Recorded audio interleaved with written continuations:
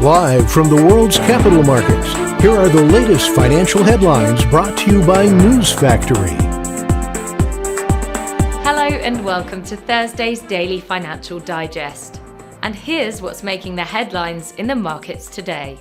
The Bitcoin dollar pair dove 4.9% in the last session. The ROC is giving a positive signal. The euro-dollar pair fell 0.7% in the last session. The ROC is giving a positive signal, going against our overall technical analysis. The pound fell 0.9% against the dollar in the last trading session. The stochastic RSI is giving a negative signal, which matches our overall technical analysis.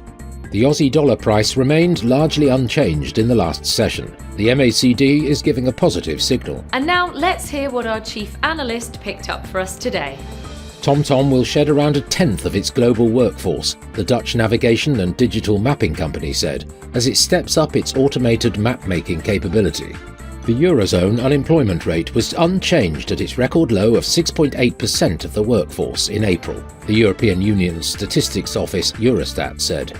In absolute terms, the number of people without jobs in the 19 countries sharing the euro eased to 11.18 million. Crusoe Energy, a US firm that specializes in using excess natural gas for Bitcoin mining, will begin deploying generators and mining equipment to capture flared gas in Muscat, Oman, as the Middle East looks to cut its emissions. Those were today's major economic events. And now, moving on to world financial headlines.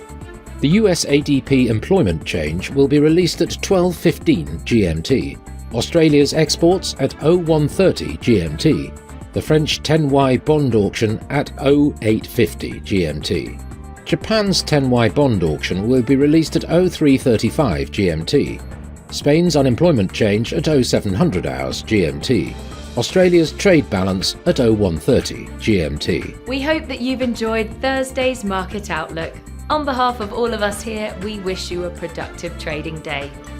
Be sure to join us tomorrow morning for the latest news and events from the financial markets.